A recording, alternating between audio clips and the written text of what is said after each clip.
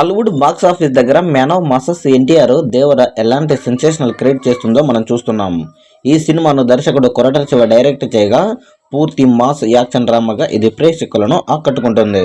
ఇక ఈ cinema release రోజున మిక్స్డ్ టాక్ వచ్చిన టాక్ తో సంబంధం లేకుండా థియేటర్ల వద్ద దేవర రంపేజ్ కనిపిస్తోంది.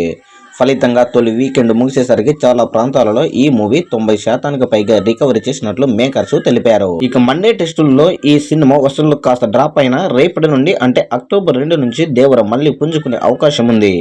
అక్టోబర్ 2న సెలవులు కావడంతో పాటు దసరా సెలవులు కూడా రావడంతో ఇప్పుడు అందరూ థియేటర్లలో దేవరను చూసేందుకు ఆసక్తి చూపుతున్నారని చిత్రవర్గాలు చెబుతున్నాయి. బాక్సాఫీస్ దగ్గర మరో వారం రోజుల పాటు ఎలాంటి పెద్ద సినిమాలు రిలీజ్కి లేకపోవడంతో ఇది దేవరకు మంచిగా కలెక్ట్ వచ్చే అవకాశమని ఎక్స్పెక్ట్ చేస్తున్నారు.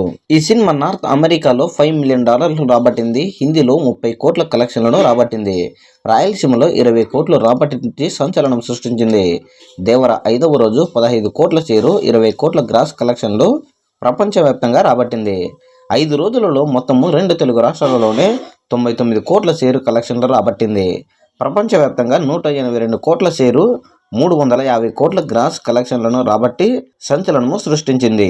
ఈ సినిమా టార్గెట్ 185 కోట్ల షేర్ కలెక్షన్లు, అంటే మరో 2 కోట్ల షేర్ కలెక్షన్లు రాబడితే ఈ సినిమా లాభాల బాట పడుతుంది. 6వ రోజు కలెక్షన్లు ఏ విధంగా ఉంటాయో అనేది మీ యొక్క అభిప్రాయాన్ని కామెంట్ కూడా తెలియజేయండి.